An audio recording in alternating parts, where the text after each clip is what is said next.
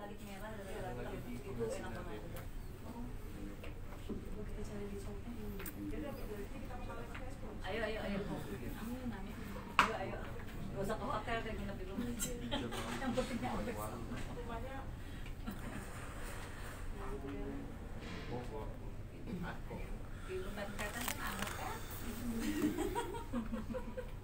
Yang penting makanya jalan.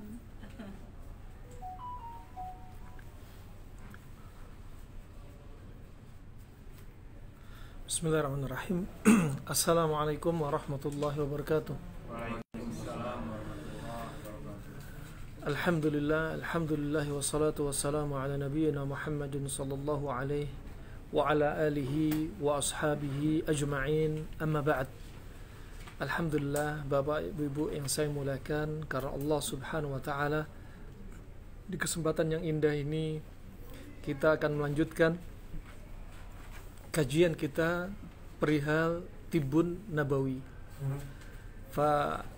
Insyaallah dalam waktu dekat kita akan mencoba satu destinasi ya yang semoga bisa direalisasikan dalam waktu dekat sekali ya. Sebelum kita datangi destinasi ini, kita ingin bahas apa rahasia di balik destinasi kita ini. Ya. Apa? Tentang bentar lagi insyaallah kita akan mengkonsumsi daging onta. Insyaallah ini servis ini, masya Allah, servis dari travel. Ya, ini ajaib. Ini terus terang apa? Khidmah dari travel untuk tamu-tamu Allah Subhanahu Wa Taala. Ya, ini termasuk kemuliaan dari pihak travel. Subhanallah, tak kenal maka tak sayang. Kita makan onta, ternyata Nabi mengajarkan ilmunya. Nah, mengajarkan ilmunya dari apa? Rahasia di balik onta. Allah Subhanahu wa taala menyebutkan ayat-ayat tentang onta banyak. Di antaranya Allah sebutkan tentang onta yang bahasa Arabnya ibil, ya. Allah sebutkan wa minal ibilitsnaini. Disebutkan kata ibil, onta disebutkan di dalam Al-Qur'an. Dalam surat Al-An'am ayat 144. Juga Allah Subhanahu wa taala sebutkan dalam surat Al-Ghasyiyah ayat 17. Afala yanzuruna ilal ibili kaifa khuliqat. Coba. Kenapa mereka tidak melihat bagaimana onta itu dicipta? Di sini Allah mengajak apa? Hambanya untuk berpikir dari onta yang dicipta oleh Allah Subhanahu wa taala itu ada rahasianya. Rahasia dari sisi apa? Menunjukkan keagungan Allah Subhanahu wa taala. Rahasia dari apa? Dari manfaat dari onta. Coba bayangin, onta Allah ciptakan, yang ada pada onta itu tidak ada pada hewan lainnya. Berapa banyak keutamaannya. Juga ada disebutkan dalam Al-Qur'an tentang onta betina. Ya, onta betina dinamai dengan an-naqah. Ya, naqah. Ya, jamaknya nuq, ya. Allah Subhanahu wa taala berfirman, "Wa ataina thamudan naqah mubsira." Nah, dalam surat Al-Isra ayat 59. Ya, juga dalam surat Hud ayat 64. Ya, hadhihi naqatullah. Hadhihi naqatullah. Di sini kalau Allah sebutkan naqatullah, ada Allah yang menunjukkan di situ disandarkan. Mudhaf ilaih, ya. Di sini menunjukkan apa? Keutamaan naqah. Kalau ada Allah disebutkan setelahnya, berarti makhluk yang disebutkan sebelum Allah itu menunjukkan keagungan. Kita tadabburi sebelum kita makan, kita ini ingin mengenal apa? Mengenal apa yang kita makan. Nah, Allah ciptakan dari hewan yang akan kita makan ini seperti apa. Wa indala ala syai' dala ala annahu fihi syai'. Jika di sini disebutkan oleh Allah dalam firman-Nya, dalam hadis, sekian banyak hadis, ini menunjukkan apa? Pasti ada sesuatu yang diinginkan oleh Allah Subhanahu wa taala. Ya, sesuatu yang ingin ditunjukkan oleh Allah Subhanahu wa taala. Sampai disebutkan dalam hadis, ya, bahwasanya keutamaan orang yang mandi Jumat, ya, orang yang mandi Jumat dan menyebabkan istrinya mandi janabah, ya, ini sunnah yang dilupakan. Pagi hari Jumat bikin, ya, istri-istri Anda mandi janabah, ya. Anda mandi janabah plus Anda mandi Jumat, 2 mandi. ya. Bisa dilakukan satu amalan, dua niat. Ya, ini yang dirojihkan Imam Syafi'i rahimahullahu taala. Ya, kata Nabi SAW dalam hadis riwayat Imam Muslim dari Abu Hurairah, "Man iktasala yaumal jum'ah ghuslal janabah thumma raha faka'annama qarraba badanah." Barang siapa yang mandi pada hari Jumat, di sini ada rahasia. Bukan hanya mandi biasa, tapi ada makna mandi janabah. Berarti sunnahnya apa? Hubungan intim di pagi hari Jumat sebelum Jumatan, ya. Bukan malam Jumatnya, tapi pagi Jumat, ya. Maka kemudian dia berangkat ke masjid, faraha fi sa'atil ula, dia berangkat di awal waktu Jumat. Awal waktu Jumat berarti apa? Ya, karena waktu Jumat dibagi menjadi 5, antara waktu syuruk sampai waktu adzan, katakan 6 jam, 6 dibagi 5. Awal waktu, yaitu awal pertama, katakan misalkan jam 6 sampai jam 7 lebih 12 menit, orang yang pergi ke masjid di pagi hari pada waktu itu seperti mengorbankan, menyembahkan, yaitu apa? Seekor onta, sesembelihan onta ini kepada Allah Subhanahu wa taala. Itu pahalanya. Di sini termasuk apa? Onta punya keutamaan, ya. Sampai disebutkan seperti demikian. Wah, kemudian rahimahumullah, juga disebutkan oleh para ulama, ya, bahwasannya Allah juga berfirman dalam surat Al-Waqi'ah, "Fasyaribuna syurbal him." Fasyaribuna syurbal him, ya. Fa jumhur al-mufassirun menafsirkan al-him adalah al-ibil al-utash, yaitu onta-onta yang kehausan. Nah, ini onta disebutin lagi. Dan onta sekali minum, Masya Allah, sangat banyak dan bisa bertahan berhari-hari. 3 hari nggak minum, onta bisa bertahan. Nggak ada pada hewan yang lainnya, ya. Nggak ada pada hewan yang lainnya. Fa ini keutamaannya. Fa kemudian rahmatullah jami'an, onta ini sebagaimana dibahas oleh Imam Al-Qurtubi rahimahullahu taala, bahwasannya pada onta itu terkumpul 4 keutamaan, 4 manfaat. Onta terkumpul padanya 4 manfaat yang kadang nggak didapati pada hewan yang lainnya. Manfaat yang pertama adalah hulubah, susunya. Susunya onta sangat bermanfaat. Waktu kami di Yaman, pernah kami menziarahi salah satu kepala rumah sakit, yang dia ini adalah seorang dokter. Kami ziarah kepada dia. Dia cerita, "Wallah Abdurrahman, ana pernah dapat kasus anak umur 12 tahun. Saya suntik, jarum saya patah 2 kali. Tanya ibunya, apa rahasianya? Ternyata dari babynya dia sudah dikasih minum onta. Coba, begitu kuatnya coba. Wah, ini ajib, ternyata meningkatkan kekebalan tubuh, bahkan bukan hanya kekebalan tubuh, kekebalan kulit, ya. Wah, subhanallah, ada seorang Yaman Badu. Dia ini subhanallah sedang perlu untuk dilakukan tindakan operasi.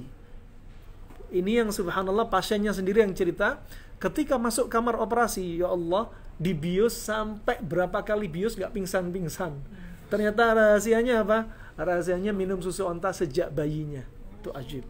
Nah, minum susu onta tuh Masya Allah, makanya susu onta kalau bisa diimpor ke negeri kita ajaib, ya. Sementara ini ada susu onta diimpor Indonesia sudah dalam bentuk powder, tapi dari Cina. Kita khawatir keasliannya. Biasanya sebelum Covid ada itu kita ke peternakan onta. Sebelum Covid ada kita destinasi apa? Ke peternakan onta, kemudian minum susu onta, minum kencing onta. Nah, itu yang unik, ya. Makanya qadarullah ini kita nggak bisa, jadi makan dagingnya aja. Nah, ini yang pertama ya, hulubah. Ini susunya. Ya, susunya. Nah, kalau kita bisa dapat susunya ajib. Dulu waktu kamu kalau bisa kita rasakan tuh ajib itu, minimal kerasa. Nego suka dia nakal-nakal. Insya Allah kita coba. Dulu biasa waktu di Yaman kita dapat pasien-pasien. Kadang pasien nih kalau mereka nggak mampu bayar, mereka bawa susu onta berapa galon gitu, Masya Allah. Nah, ini rahmatullah, ya. Yang pertama, hulubah, susu onta sangat manfaat. Yang Allah ciptakan susu onta nggak seperti pada susu hewan yang lainnya, ya. Nggak seperti susu hewan yang lainnya. Termasuk untuk apa? bapak-bapak yang lansia ini bagus pakai susu onta.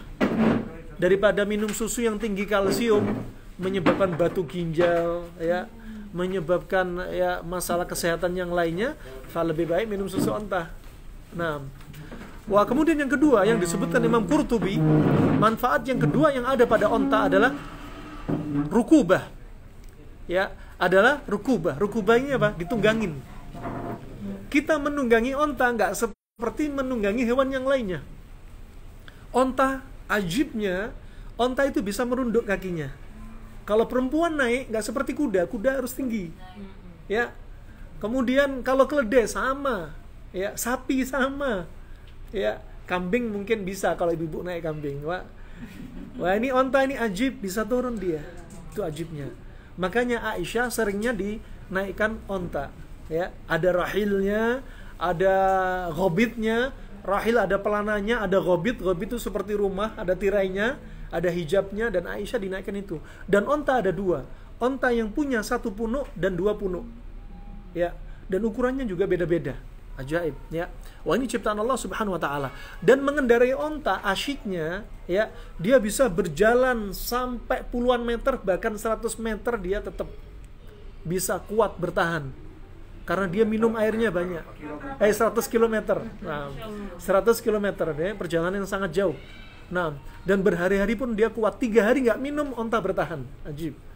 Wah, subhanallah, onta ini, ya, kelebihannya juga, onta ini ketika dikendarain, dia nggak menghasilkan suara seperti kuda dan keledai. Kalau keledai, ada yang bisa nirukan suara keledai? Nggak ada. Sampai Allah menyebutkan, wa inna angkaral aswat la sautul hamir. Dan suara yang paling dibenci adalah suara keledai. Allah sebutin. Ya. Nah, jangan ditirukan suara keledai. Nah, ini rahmatullah jami'an, ya.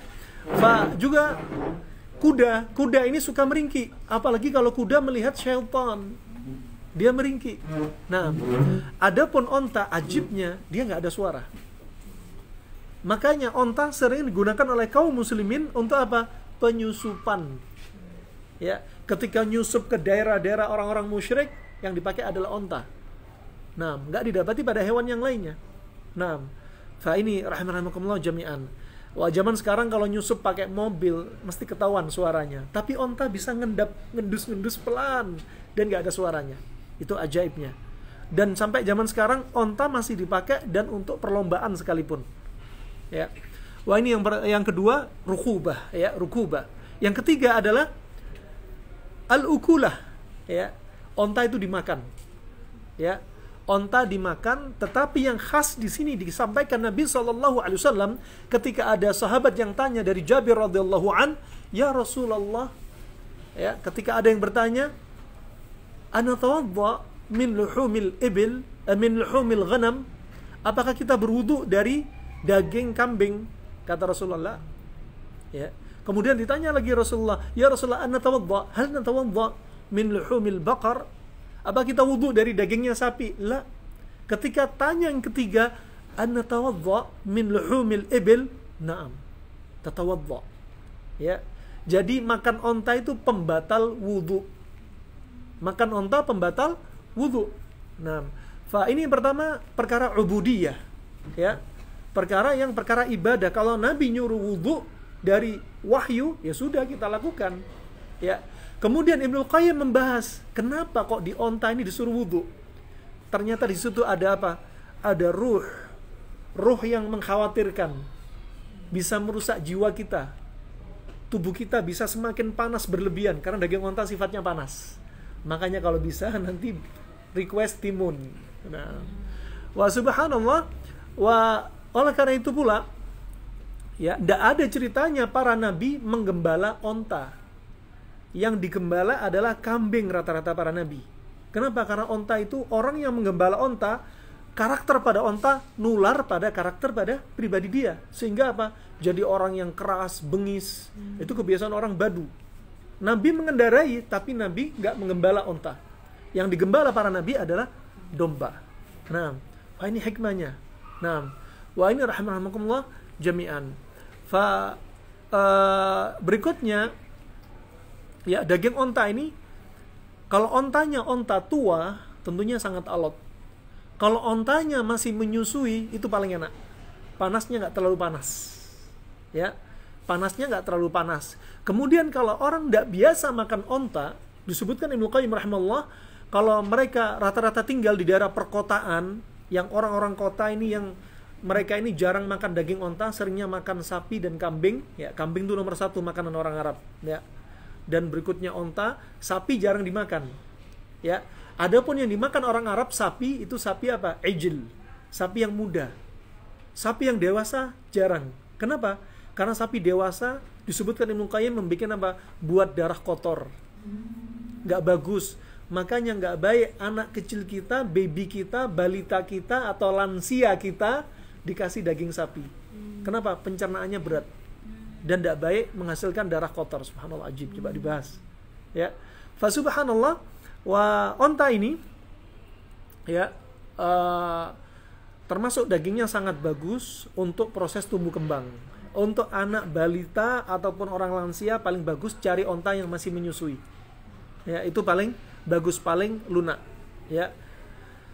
Dan subhanallah khasnya ya, Allah Subhanahu wa taala menjadikan pada kasus onta, cara menyembelih onta beda dengan cara hewan yang lainnya. Ya.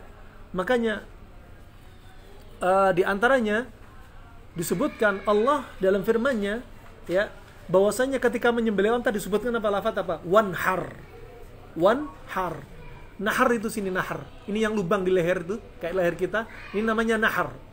Makanya mereka kalau berkurban unta, apa yang mereka lakukan? Mereka nggak pakai pedang, pakai seperti tombak tajam atau pisau yang pendek, ditusukkan ke naharnya, ditusuk gitu. Jadi nggak disembelih. Kalau disembelih, justru akan menyiksa dia dan darahnya nggak keluar dengan cepat. Tapi ketika ditusukkan di naharnya, betul-betul keluar dalam waktu singkat dan cepat mati. Ini menunjukkan apa? Rahim, ya. Kita ini nyembelih dengan hewan tetap sayang dengan cara apa? Wa idza dabahtum fa ahsinu dzibhata.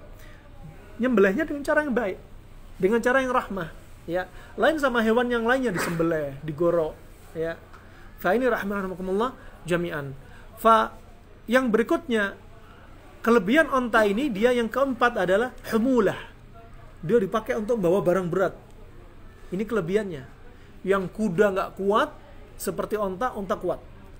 Nah, wah ini termasuk apa? Keagungan ciptaan Allah Subhanahu wa taala. Kenapa? Kargo. Nah, kargo zaman dulu onta. Dan Ibnu Qayyim rahimahullah juga demikian. Ketika nulis Zadul Ma'ad, ya, ketika nulis Zadul Ma'ad dalam perjalanannya umrah atau haji, ditulis di perjalanan, kiri kanannya penuh dengan bawa kitab. Coba ajib. Nah, wah kitab zaman dahulu, masya Allah, ya, ditulis satu demi satu lembar itu hanya berapa kata, jadi tebel banget dan sangat berat. Bahannya juga sangat berat.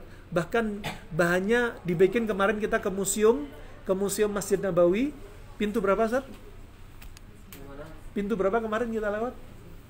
Makhtutat kemarin? Makhtutat. Yang di tengah. Ya. Jadi belakangnya Raudhah. 21.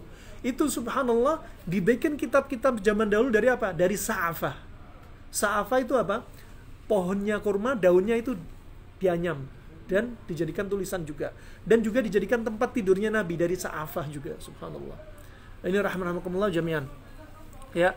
Fa al-ibil, ya, atau onta ini, ya, dia punya di antara keutamaannya yang disebutkan oleh para ulama radhiyallahu anhum ajma'in, termasuk apa? Harta berharganya orang Arab, onta. Ya. Bahkan dulu ketika kaum atau orang Arab melamar seorang wanita, maharnya yang dipakai adalah onta. Mahar yang dipakai adalah onta. Kalau sekarang satu onta berapa saat harganya? 75 juta, 100 jutaan ya kayaknya. 75 sampai 100 jutaan lah onta, ya. Fa onta ini subhanallah, sejarah di masa silam di antaranya para sahabat menggunakan ketika peperangan merebut Kisra, mereka menggunakan onta dan gajah. Coba, tunggangannya para sahabat dengan menggunakan gajah. Juga Khalid bin Walid waktu itu menggunakan apa? onta sebagai kendaraan kargonya untuk membawa air dan perbendaharaan makanan, stok makanan ya di atas onta. Bayangin bawa air, berat banget. Air sama makanan di atas onta. Wah, ini lewat padang pasir dan Romawi dan perang Yarmuk ya. Dengan ini caranya Khalid bin Walid menggunakan strategi. Coba ajib. Kendaraan yang dipakai adalah onta. Ini jasanya besar banget di onta ya. Perdagangan yang dipakai kebanyakan orang-orang Arab diantaranya juga onta ya, karena ini onta ini kendaraan yang paling aman, jarang orang jatuh dari onta, jarang. Kenapa? Karena dia tenang. Dia apa? Tenang ya. Juga untuk wanita dia juga sangat nyaman ya, sangat nyaman.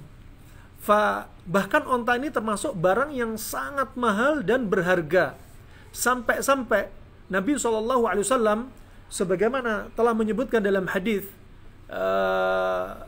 terkait dengan onta, kata Nabi SAW, "Fawallah li'ayyahdiyallahu bika rajulan wahidan khairun laka min an takuna laka humrun na'am."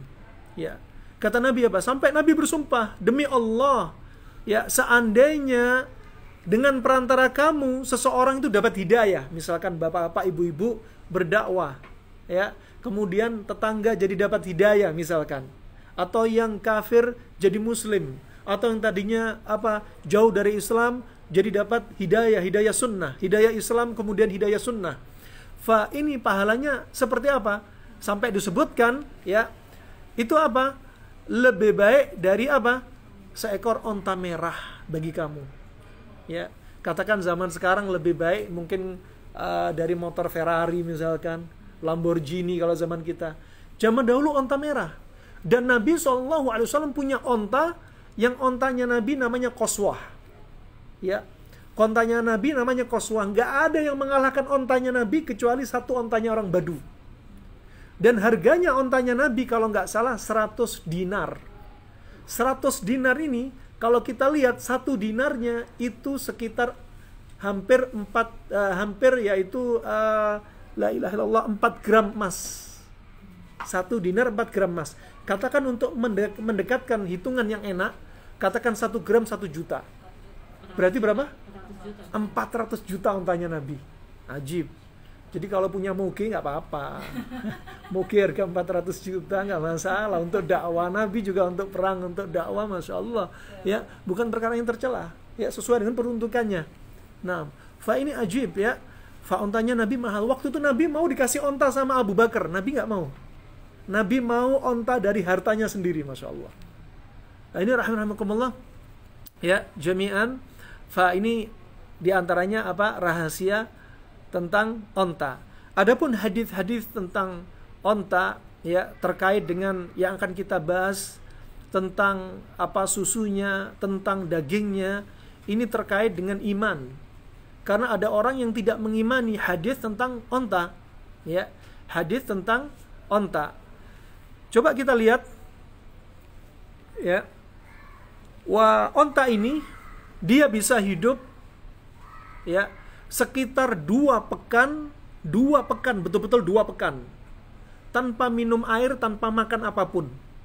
Bayangin, 2 minggu dia nggak makan, nggak minum, masih bertahan hidup.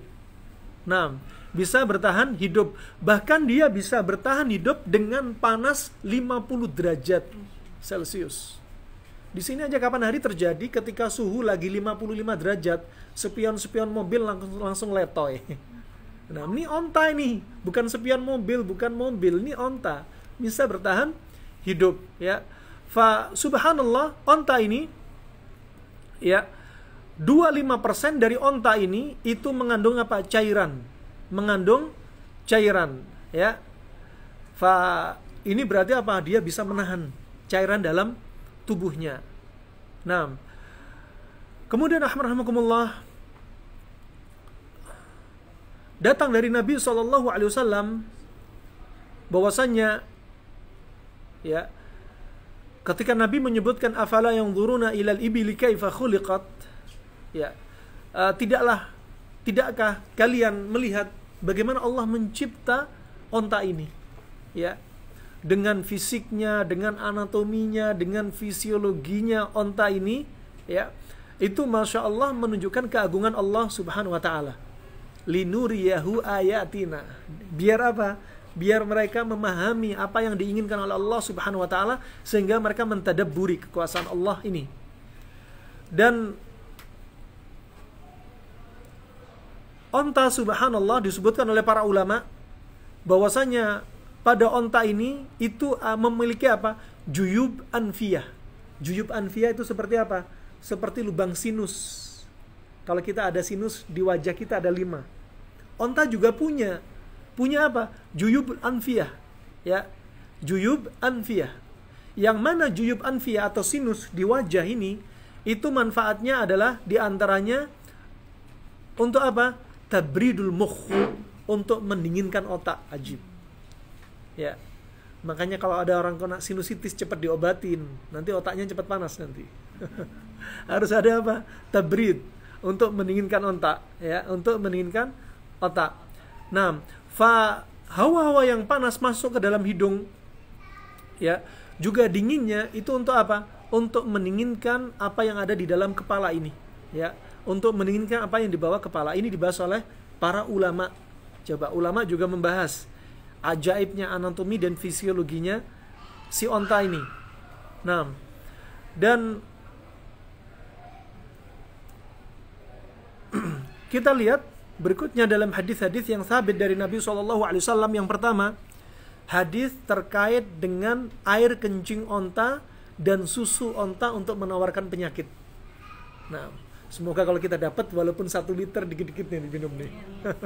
Nah, datang dari Nabi SAW dalam riwayat Imam Bukhari, ya, bahwasanya ada serombongan suku dari Ukal. Suku Ukal, mereka itu apa? Datang menemui Rasulullah ingin mengikrarkan keislaman mereka. Dan mereka datang kepada Nabi SAW di kota Madinah. Dan cuaca Madinah, sebagaimana disebutkan Nabi SAW, ya, dalam hadis ini, apa kata sahabat yang meriwayatkan, ya, fastakhamu al-ardha fasaqimat ajsamihim. Dan hawa di udara Madinah itu apa? Bikin mereka nggak cocok. Ini kita dari pagi tadi, ya, dan dari info dari Ustaz Abdurrahman Karaman tadi, ya, mungkin sekitar 2-4 hari hawa kita seperti ini. Makanya hari ini kita rutin pakai masker. Kalau sholat silakan lepas. Kalau keluar dari masjid pakai masker. Kenapa? Bukan karena coronanya, tapi karena hawanya. Khawatir kita belum umroh sakit, ya. Ini orang Badu, orang Arab, bukan orang Indonesia. Datang ke Madinah, mereka dari suku Ukal sudah apa? Mengeluhkan keluhan fisiknya gara-gara cuaca di Madinah. Ya, fasaqimat ajsamihim. Disebutkan dalam riwayat perut mereka besar. Dalam riwayat Imam Muslim disebutkan tangan mereka kekuningan. Berarti sakit apa? Liver, hepatitis. Gara-gara cuaca, coba ajib. Ya, perjalanan panjang bikin capek. Ya, cuaca bikin capek. Livernya terforsir, akhirnya kena hepatitis. Nah, disebutkan ada yang menyebutkan mereka terkena istisqa. Istisqa yaitu apa? Infeksi pada cairan di otak. Ya, cairan cerebrospinalnya bermasalah. Infeksi. Nah, kemudian mereka mengeluhkan hal ini kepada Nabi SAW. Kemudian Nabi bersabda, coba. Mereka ngeluh kepada Nabi, langsung dikasih obatnya sama Nabi. Ya, langsung dikasih obatnya sama Nabi. Dan obat dari Nabi langsung dari wahyu. Ingat, kalau ada tibun nabawi, obat dari Nabi, ya, harus kita apa? Yakini dalam hati kita, kita imani. Kenapa? Karena kalau dari Nabi SAW, ya, kalau dari Nabi SAW nggak boleh ragu. Disebutkan Ibnu Qayyim rahimahullah, tibun nabawi adalah pengobatan yang apa? Mutayaqqanun qat'iyyun li'annahu yasdur min akhbar al-ilahi. Ya. Pengobatan dari Nabi adalah pengobatan ilmu pasti, meyakinkan. Kenapa? Sumbernya wahyu. Jangan ragu lagi. Kecuali kalau kedokteran Arab klasik, lain cerita. Ya. Karena kedokteran Arab klasik belum tentu dari Nabi. Tapi kalau tibun nabawi, dia termasuk kedokteran Arab klasik dan dia tabit dari Nabi. Jadi apa? belum tentu semua kedokteran Arab klasik itu tibun nabawi, dan tibun nabawi pasti kedokteran Arab klasik. Ibnu Qayyim menyebutkan, kalau kita nggak yakin dengan salah satu pengobatan yang thabit dari Nabi, jangan harapkan kesembuhan dari Allah. Kenapa? Harus yakin. Wah, ini Nabi menyampaikan hadis, ya. Nabi menyampaikan hadis seperti ini, harus yakin. Dan mereka mengikuti apa yang Nabi nasihatkan. Karena kata Nabi SAW, afala takhrujuna ma'a ra'ina fi ibilihi, ya, fatusibuna min albaniha wa abwaliha. Kata Nabi, hendaknya kalian keluarlah, ya, bersama penggembala kami, dan kalian dapati onta-onta itu nanti minumlah dari susu onta dan kencing onta. Ya, pernah kami dapati syekh kami, Syekh Muqbil rahimallahu taala, dia livernya sudah rusak dan sering minum susu onta dicampur sama kencing. Ya, kalau susu mungkin masih mending, ya, yang nggak kuat dikasih madu, dikasih gula. Lah ini dikasih air kencing, ya. Rasanya kebayang gimana? Ya, ini pengobatan tibun nabawi. Kita harus imani. Jangan sampai, ya Allah, pengobatan najis ini. Lihat, ulama sudah menyebutkan hewan yang bisa dimakan gak najis kencingnya atau kotorannya. Ya, bukanlah najis. Apalagi Nabi yang menyebutkan seperti ini. Ya, fa ini bimbingan Nabi SAW. Adapun orang-orang Yahudi, mereka dari masa silam punya keyakinan orang yang minum air kencing istrinya bikin awet muda. Ya, ini bapak jangan minum air kencing istri, ya. Bukan berarti setia. Kalau setia, saya setia sama istri saya, minum air kencing istri saya. Wah, ini najis, haram. Ya, ini orang-orang jahiliyah coba. Makanya Islam nggak ngajarin. Yahudi ngajarin seperti itu, Islam nggak ngajarin. Ya, yang boleh diminum dari air kencing cuma kencingnya onta. Ya, cuma air kencing onta. Nah, ini Nabi yang menyebutkan. Kemudian apa? Kemudian kata Nabi SAW, disebutkan dalam hadis ini apa? Qalu bala, iya Rasulullah, tentu tak minum nih air nih. Kita minum air ini. Kemudian fakharaju fasharibu min albaniha wa abwaliha fasahhu, ya. Kemudian mereka langsung apa? Langsung dalam keadaan sehat. Kenapa? Iman. Kemudian Nabi yang menyebutkan tibun nabawi dari wahyu. Kemudian mereka beriman, langsung dalam keadaan sehat al-afiyah. Kadang pengobatan dari Nabi, kedokteran modern, kedokteran klasik, mereka nggak nyampe kepada otak mereka kalau Nabi nggak sampaikan. Seperti apa? Hadis tentang sayap lalat. Hadis tentang sayap lalat. Ya, kalau Nabi nggak nyampaikan, nggak akan ada dokter yang meriksa. Satu sayap itu bawa penyakit, satu sayap bawa obat. Ternyata diteliti oleh seorang dokter dan ahli laborat dari Mesir, satu sayap itu membawa 5.000 bakteri. Satu sayap yang lainnya hanya bawa satu bakteri, namanya actinomycin atau actinomycetes, yang ternyata bisa membunuh 5.000 bakteri. Coba ajib. Nah, kemudian ketika Nabi menyampaikan kepada para sahabat bahwasanya apa? Kalau ada bejana dijilat sama anjing, dianjurkan untuk apa? Dicuci 7 kali, awal atau akhirnya bisa dengan turab. Turab itu tanah kering, bukan tanah basah. Ternyata apa? Ternyata diteliti oleh para dokter, jilatan anjing itu, jilatan yang sangat kotor lidahnya, macan, harimau, kucing, itu lebih bersih daripada anjing. Makanya nggak boleh kita piara anjing. Ya, subhanallah, ternyata didapati cacing dan bakteri yang ternyata dicuci dengan sabun, dicuci dengan air panas, dengan alkohol, ternyata nggak hilang. Subhanallah, ketika dicuci 7 kali, kemudian dibilas dengan apa? Akhirnya, atau bisa di awalnya, dengan tanah kering, ternyata tanah kering tadi menghisap bakteri atau cacing tadi. Nggak membunuh, cuma menyerap. Kemudian dibuang. Coba ajib. Nah, wah, ini rahmatullah, akal kita lemah kadang kalau Nabi nggak menyampaikan. Kenapa? Karena ini mukjizat yang dibawa Nabi SAW. Wah, ini rahmatullah. Begitu pula tentang kencing onta. Kalau orang imannya lemah, orang munafik, hatinya punya penyakit, dengar hadis seperti ini, langsung ditolak. Atau minimal bertanya, masa iya? Ayo kita teliti tuh, apa sih ilmiahnya? Kalau ilmiah baru saya percaya. Ini orang yang hatinya berpenyakit. Nah, fa ini rahmatullah jami'an. Ulama telah sepakat bahwasanya apa? Ini termasuk tibun nabawi.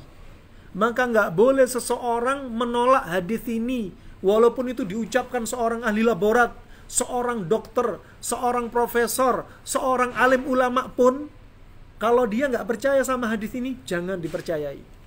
Nah, ini bimbingan dari Nabi Sallallahu Alaihi Wasallam. Makanya kita sering apa? Untuk menambah iman kita sering kaji itu ilmu dari qala Allah, qala Rasulullah. Allah Subhanahu wa taala berfirman, "Wa ma atakumur rasul fakhudhuh wa ma nahakum anhu fantahu." Ya. Kalau datang dari Rasul, apa-apa yang datang dari Rasul sudah ambil. Enggak usah bilang, "Aduh kan kencing ini kan ini najis. Kan hewan itu kotor kalau keluar dari kencing. Masa kita minum?" Udah, ambil. Nah, ini menunjukkan apa? Kesempurnaan iman kita. Nah, subhanallah, Allah juga berfirman, "Wa ma yantiqu 'anil hawa in huwa illa wahyu yuha." Ya, apa yang Nabi sampaikan enggaklah keluar dari hawa nafsu, tapi dari wahyu yang diwahyukan oleh Allah Subhanahu wa taala. Maka apa? Cukuplah kita beriman, ya. Susu dan kencing onta ini untuk apa? Nih, kalau dagingnya itu Masya Allah, kalau ada orang punya penyakit sifatnya dingin, susu onta ini panas. Cakep. Orang kena rematik, orang kena vertigo, orang kena asma, ya, orang ejakulasi dini, ya, kemudian orang yang subhanallah sering batuk-batuk, kemudian orang sering seperti apa, yang punya keluhan-keluhan terlalu dingin dalam tubuhnya, obatnya ya sudah onta ini, ajib. Nah, apa? Kalau kata Hippocrates, ya, jadikan makananmu sebagai obat. Maka nggak usah beli obat di luar. Udah kita pilih menu makanan kita jadikan obat. Nah, dan klasiknya, asyiknya, ajaibnya kedokteran Arab klasik dan tibun nabawi, kata Ibnu Qayyim, kalau ada satu penyakit, satu obat. Coba, kalau ada disebutkan datul janb itu ditafsirkan dengan pleuritis, infeksi pada selaput paru-paru. Obatnya pakai kustul hindi. Datul janb hakiki itu pleuritis. Obatnya pakai kustul hindi, langsung dari lisannya Nabi. Adapun kita ketika zamannya Covid kemarin, kita pakai kustul hindi, nggak bisa kita bilang tibun nabawinya Covid itu pakai kustul hindi, nggak boleh. Kenapa? Karena Nabi nggak bilang dari mulut, dari bibirnya Nabi, ini loh nanti akan muncul Covid, kalau kena Covid kalian pakai kustul hindi. Baru tibun nabawi Covid pakai kustul hindi. Tapi disebutkan oleh Al-Hafidz Ibnu Hajar, juga Ibnu Qayyim rahimahullah, bahwa di sana ada datul janb ghairu haqiqi. Ya. Satu kasus penyakit paru-paru yang dia bukanlah datul janb, bukanlah pleuritis, tapi dia mirip. Gejalanya ada 5. Pertama apa? Banyak dahak, batuk, kemudian pilek, kemudian sesak nafas, kemudian denyut jantungnya apa? Nabat al-minsyari. Denyut jantungnya seperti gergaji. Subhanallah. Ini ulama klasik nih nyebutin. Subhanallah, Covid masuk apa? Datul janbi ghairu haqiqi. Subhanallah. Bukan hakikatnya datul janb yang disebutkan Nabi, tapi mirip. Makanya mujarab pakai kustul hindi. Kedokteran sekarang melihat kalau ada satu penyakit, misalkan virus, kita bunuh virusnya, divaksin, dikasih antivirus. Kalau ada infeksi, kasih antibiotik. Kalau ada jamur, dikasih anti jamur. Ini cara zaman sekarang. Dan nggak boleh kita celah, itu termasuk seni pengobatan. Adapun cara orang klasik, virusnya nggak dibunuh, bakterinya nggak dibunuh, ya. Kemudian apa? Jamurnya nggak dibunuh. Tapi yang dibunuh apa? Medianya. Itu ajib. Mereka mikir sampai seperti itu. Coba kalau Anda lihat, ada di zaman musim pandemi, ada orang yang kena Covid, semua varian diambil semua sama dia. Jadi apa? LC, lulusan Covid. Dari pertama gamma, ya, kemudian zeta, alpha, beta, dan kemudian sampai omikron, ya. Omikron, ya. Nah, corona padahal mereknya mobil, omikron mereknya ban padahal. Subhanallah. Subhanallah, ajib, semua titel diambil. Dari gamma sampai omikron. Kenapa? Kok berulang? Padahal sudah divaksin. Kenapa kena lagi? Syahidnya karena tubuh dia masih lembab, media masih lengket pada diri dia. Itu syahidnya. Jadi hakikatnya kalau kena penyakit yang sifatnya dingin, hilangkan dingin dalam tubuh kita.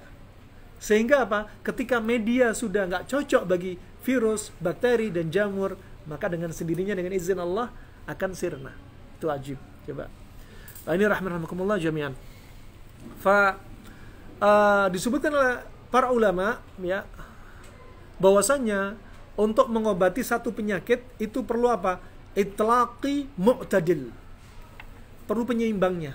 Ketika di Madinah orang-orang tadi sakit perut, dinasihatin Nabi minum susu onta sama kencingnya. Cocok ya. Juga demikian seperti COVID. COVID sukanya dengan tubuh kita yang sifatnya dingin lembab. Ya. Hidung dingin lembab, tenggorokan dingin lembab, paru-paru dingin lembab, sudah. Virus COVID itu punya hak asasi virus untuk terbang di udara. Ya, dia akan mencari mana hidung yang lembab. Walaupun sudah WFH 2 tahun nggak keluar rumah, masuk kena juga coba.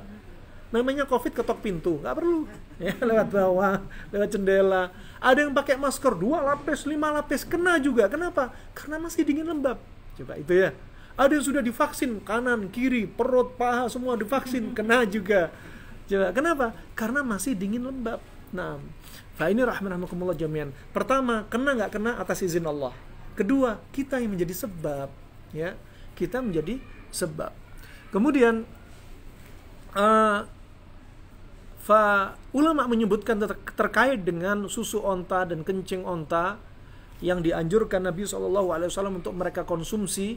Ya, di sana ada apa? Termasuk tobiah, ya, kandungan alami dari susu onta itu adalah lawan dari penyakit yang mereka derita dari perut tadi. Ya, lawannya. Ya, lawannya. Makanya Allah berfirman, "Tudammiru kulla syai'in bi amri rabbiha." Mereka, para ulama menyebutkan ini adalah konsep untuk mengobati penyakit. Allah hancurkan segala sesuatu dengan perintahnya. Kalau ada dingin lembab, hancurin dengan panas kering. Itu contoh. Allah berfirman dalam surat Yasin yang 36. Subhanalladzi khalaqal azwaja kullaha. Maha suci Allah menciptakan segala sesuatu berpasang-pasangan. Ada laki, ada wanita, ada jantan, ada betina, ada gelap, ada terang, ada langit, ada bumi, ada bulan, ada matahari, ada bulan, ya. Kemudian ada subhanallah, ada ion positif, ada ion negatif, ada juga panas, ada dingin, ada lembab, ada kering, semua diciptakan berpasang-pasangan. Termasuk kalau dingin lembab kasih panas kering. Kalau tadi masalah perut istisqa tadi dikasih apa? Susu onta sama kencingnya. Nah, susu onta sama kencingnya. Kemudian rahmatullah, Ibnu Qayyim juga menyebutkan siapa sih dokter sebenarnya? Hakikatnya dokter adalah orang yang tahu bagaimana penyakit ini diobati dengan lawannya. Dia tahu kalau makanan ini dikombinasi akan menjadi obat. Dia tahu makanan ini kalau kombinasinya salah akan menjadi penyakit. Itulah hakikatnya dokter. Ya, orang seperti dokter Cina klasik dalam kitab Huang Di Neijing 3.500 tahun sebelum Masehi sudah ditulis. Ya, penyakit yang sulit diobati kembalinya kepada pola makan. Sama Hippocrates juga demikian. Ya, dia sebutkan disease because overeating, the therapy is fasting. Penyakit kalau kelebihan nutrisi, obatnya juga puasa. Maka jadikan makanan Anda sebagai obat. Dokter Arab klasik di zaman Nabi namanya Al-Harith bin Kaldah, dia sudah mengatakan, wa kanatil ma'idatu ra'sud da'. Perut kita ini adalah sarangnya penyakit. Wal himyatu ra'sud dawa. Dan menjaga pola makan itu adalah inti dari pengobatan penyakit. Coba. Kita sudah diajarin seperti ini. Coba Allah berfirman, walladzina kafaru yatamatta'una wa ya'kuluna kama ta'kulul an'am. Adapun orang-orang kafir nggak beriman kepada Allah, mereka kalau makan menikmati nikmat dunia dari makanan ini seperti apa? Seperti hewan makan. Kita kalau makan jangan seperti hewan. Hewan kalau makan nggak pikir kenyang. Sapi kalau makan pokoknya gerak terus, masuk terus, walaupun berjam-jam. Iya, sapi ususnya berapa meter? 7 meter ya Pak Jarod ya. Berapa meter sapi? Kita ini bukan sapi, subhanallah. Ya, kita bukan hewan. Makanya orang Islam makan itu diatur. Jangan seperti orang nggak beriman kepada Allah. Lihat kalau orang gemuk, mau ke masjid susah, berat. Mau jihad, jihad lagi. Maju susah, mundur susah. Udah mending gali lubang, masuk aja tubuhnya, bawa pedang aja karena jihad gini aja. Nah, Ada seorang sahabat, subhanallah, sahabat ini penakut ya. Sahabat ini penakut dan dia ini khawatir kalau melangkahkan kakinya ke belakang, takut dengan ancaman neraka. Kalau perang, kalau pemimpin jihad nggak nyuruh ke belakang, jangan mundur, dosa besar. Ya, maju-maju. Kalau amir jihad baru bilang mundur, mundur. Apa yang dilakukan sahabat ini? Menggali lubang, memasukkan tubuhnya sampai lehernya, biar tidak mundur ke belakang, ditutup sendiri, pedang taruh di luar, sampai akhirnya terbunuh di dalam lubang tersebut. Coba aja. Nah ini rahmatullah jami'an. Kemudian rahmatullah ya, Allah juga berfirman, wa kulu washrabu wa la tusrifu, makan dan minumlah kalian, jangan berlebih-lebihan. Coba Allah sebutin. Kata Imam As-Suyuti di sini disebutkan ada setengah ilmu kedokteran kaedahnya di sini. Kenapa? 90% penyebab penyakit adalah makanan. Permisi contoh ya, untuk memudahkan pemahaman. Ada misalnya kasus ibu-ibu keputihan. Ibu-ibu pergi ke dokter, dikasih nistatin, sembuh. Sampai kapan sembuh? Sampai efek obat habis. Kalau efek obat habis akan kembali lagi. Kenapa kembali? Karena tubuh masih dingin lembab. Kelembapan masih ada, keputihan lagi. Contoh. Berarti apa? Dari mana kelembapan? Dari mulut kita. Nah, contoh, ada orang sakit mah, berobat ke sinse termahir sedunia, berobat ke akupunkturis, berobat ke herbalis, berobat ke dokter, ngobatin sakit mahnya, toyib, sembuh. Sampai kapan? Sampai efek pengobatan tadi habis. Ada saatnya akan kambuh lagi. Kenapa? Karena penyebabnya belum diobati. Apa? Pola makan dia yang masih salah. Nah, nanti akan kita bahas insya Allah pertemuan berikutnya. Kalau sambil makan, jangan sambil minum. Kalau habis makan, jangan langsung minum. Tuh, PR berat tuh. Ya. Kemudian subhanallah ya, kisahnya panjang lah, kita lanjutin, kita ngomong onta nih sekarang. Nah, kemudian kata Ibnu Qayyim rahimahullah, di sini ada dalil apa? Anjuran untuk berobat dan minta diobatin. Makanya tadi orang-orang tadi tanya kepada Nabi. Ya, tanya kepada Nabi, ya, kalau orang sakit jangan pasrah saja, pasrah nggak ngambil sebab gimana biar sembuh. Enggak. Tanya apa pengobatannya. Dan Nabi juga menganjurkan, ya, ketika ada orang Badu datang kepada Nabi, ya Rasulullah, hal natadawa, ya Rasulullah, apakah kita dianjurkan untuk berobat? Apa kata Rasulullah? Ya ibadallah, dawaw. Wahai hamba-hamba Allah, berobatlah kalian. Ini anjuran dari Nabi SAW. Ya, sudah saya tawakal sama Allah. Ini bukan tawakal. Tawakal itu ngambil sebab. Kalau tawakal, bilang tawakal nggak ngambil sebab, dalam bahasa Arab namanya tawakul. Ya, pasrah tapi nggak ngambil sebab. Nah, ini tawakalnya orang yang cacat ya, imannya. Juga di sini juga menunjukkan diantaranya dalil akan kesucian dari apa? Kencingnya hewan yang bisa dimakan dagingnya. Ya. Dan adapun berobat dengan sesuatu yang haram, maka nggak boleh. Seperti berobat dengan kencing istrinya. Orang Yahudi pakai ini. Ya, ini nggak boleh. Ya, kencing onta obat, kencing istri bukan obat. Ya. Nah, kemudian seandainya kencing itu najis, Rasulullah pasti akan menjelaskan. Nah, Rasulullah malah nyuruh. Rasulullah jelaskan di sini. Ya, Rasulullah nggak membiarkan sesuatu apa untuk dibiarkan begitu saja. Pasti dijelaskan. La justa akhiril bayan an waqtil hajah. Nggak boleh menjelaskan suatu penjelasan yang ketika dibutuhkan kemudian apa diulur-ulur. Nggak boleh. Nah, sekarang kita mulai masuk manfaat susu onta dan kencing onta. Manfaat susu onta dan kencing onta. Nah, karena kita ada di tanah haram, yang kita bahas tentang makanan orang Arab.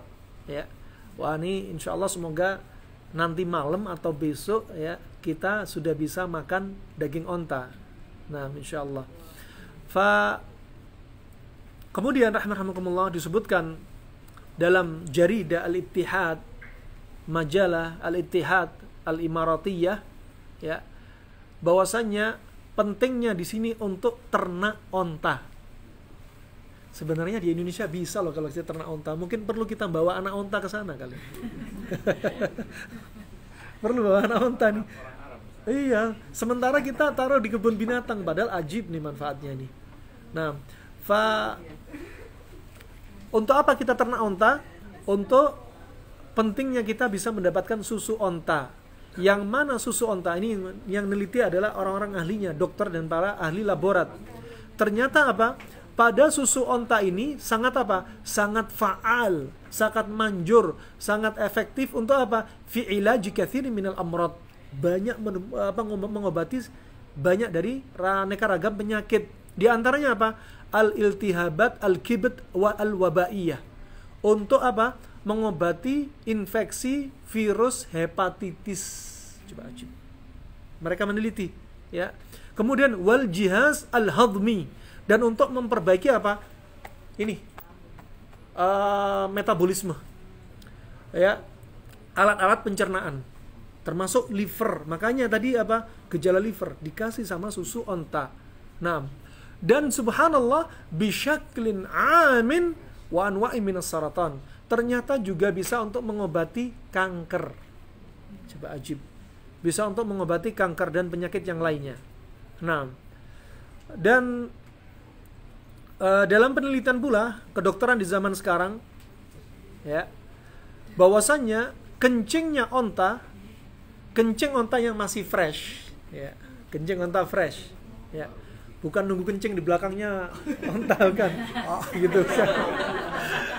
Dulu waktu kita diaman, waktu kita jalan, ini ada peternak onta, biasanya apa yang mereka lakukan? Itu puting susunya onta ditembakkan ke wajah kita, gitu. Nah, kita jilat gini-gini gitu ya.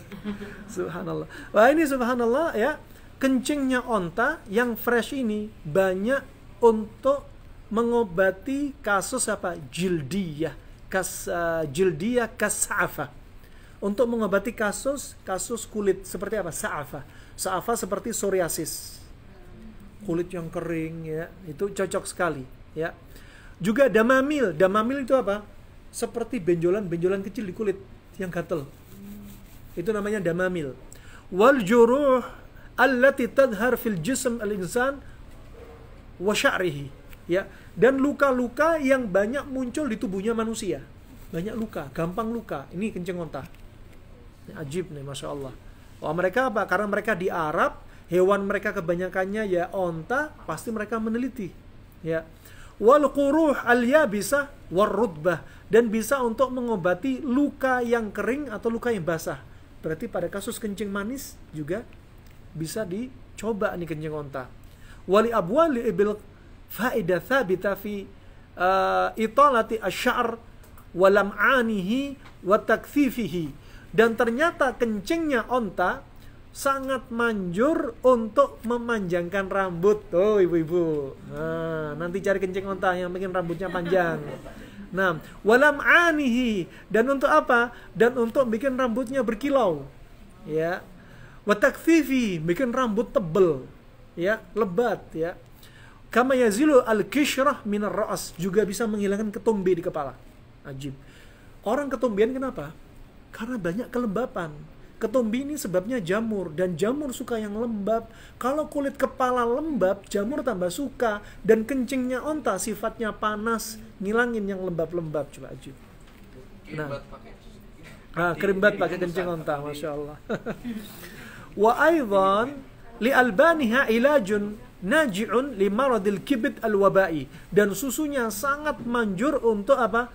Penyakit liver yang sifatnya wabah, yaitu seperti hepatitis. Mau hepatitis A, mau hepatitis B, C ataupun D, ya. Hatta law wasala ila al-marahil mutaakhirah wallati ya'jizu at-tib an ilajiha. Bahkan penyakit liver yang sampai derajat akhir, yang livernya sudah rusak, yang perutnya sudah gede, tangannya sudah habis, ya. Ternyata apa? Yang dokter lemah untuk mengobati mereka, ternyata ini bisa dipakai. Ajib. Ya, Tibbun Nabawi. Ya, sepertinya itu aja, Ustaz, ya. Cukup aja, itu yang bisa kita sampaikan, ya. Semoga kita bisa mencoba susu onta, kencing onta, dan daging onta. Kita praktekkan sunnahnya Nabi SAW. Ada pertanyaan? Taib, mangga. Ada pertanyaan, silahkan.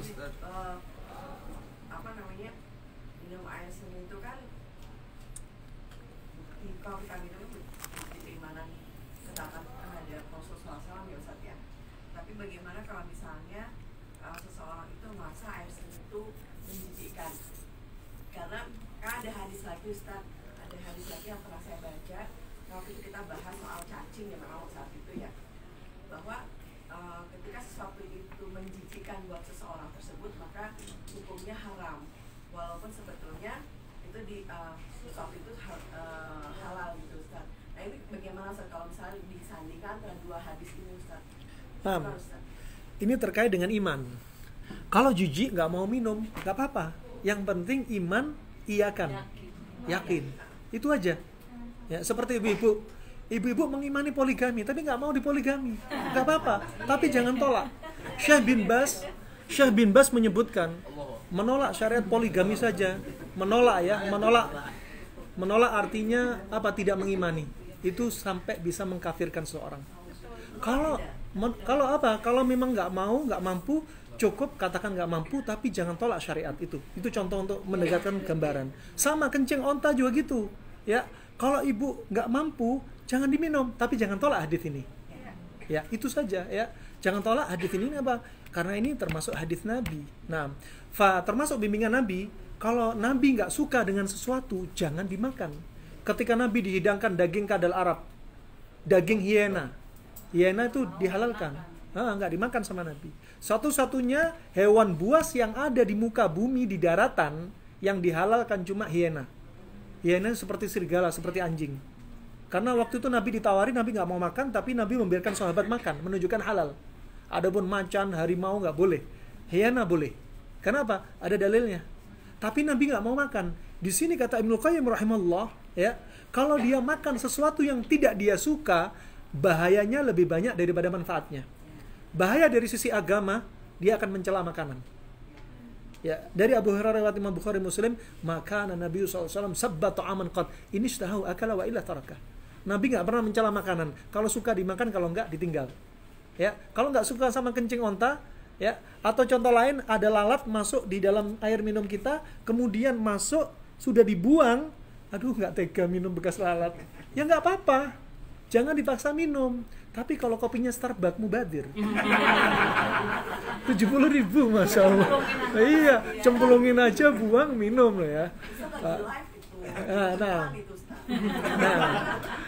kemudian alhamdulillah berikutnya ya, di sini kata Nabi SAW apa? Yang dilihat dari Nabi meninggalkan sesuatu yang nggak disuka. Ya. Kemudian dari sisi agama khawatir mencela makanan. Kata Imam Nawawi rahimahullah dari syarah Imam Muslim, ya, terkait hadis ini cukup seseorang mengatakan makanan ini kok asin, itu sudah mencela makanan. Ya, nggak boleh ya. Nah, makanya ibu kalau ingin mencoba bapak-bapak yang setia, kasih sendok isi garam, coba. Nah, manis apa asin? Kalau dia pura-pura, wah enak gitu. Nah, setia nih. Padahal garam semua itu. Saya udah ngalamin sih, anak saya sendiri waktu itu kena kanker sarkoma ya. Masya Allah. Peranakan. Dokter bilang mana baru melahirkan anak pertama, itu harus diangkat semuanya. Masya Allah. Ustaz Subhan bilang bawa ke sini, kasih susu unta. Jadi susu unta makan ciki. Ajib. Itu di rumah di Indonesia dokter udah nunggu kapan mau operasi, kapan mau segala macam itu udah ditunggu gitu. Sembuh. Akhirnya di sini subhanallah sampai sana dites, ada yang mau diangkat. Allahu Akbar. Nggak ada, udah nggak ada. Berapa lama minum tuh? Sampai rumah tuh saya kasih terus 3 bulan nggak putus. Saya bawa banyak dibekuin. Berapa lama itu? Itu dalam jangka 3 bulan. Ajib. Ini ada orang kena sarkoma, minum susu onta 3 bulan, serotonnya, kankernya sembuh. Masya Allah. Sesuai itu Ustaz. Usia sel tuh 3 bulan. Masya Allah, usia sel 3 bulan. Minimal harus 3 bulan. Jadi kita nggak bisa mengatakan sesuatu itu atau herbal apapun itu tidak manfaat kepada tubuh kalau dia hanya minumnya kurang dari 1 siklus sel. Betul, Masya Allah, Masya Allah. Ajib. Juga yakinin lah. Masya Allah, betul. Nikmat ya. Insya Allah itu aja. Nah. Dok, tanya dok. Dok. Gelar saya berubah. Kalau tetangga saya dokter. Iya. Mau tanya ya. Iya, mengapa? Saya 2 kena diabetes, yang 1 dosen notaris, yang 1 pengusaha.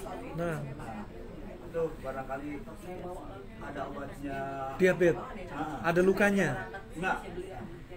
Oh, diabetes, Masya Allah, pengalaman kami ya. Ada buku klasik ya, buku yang isinya syair sekitar 7.700 bait syair. Isinya penyakit obat. Tuh, saking canggihnya, pinternya mereka. disebutkan obatnya kencing manis pakai apa? Pakai gandum. Ya, saya coba, ada ibu-ibu juga pagi sudah suntik 20 international unit, malamnya 40, gula darahnya 600. Konsumsi 2 bulan, ajib ya. Ya, minum rendaman gandum utuh. Hanya itu saja.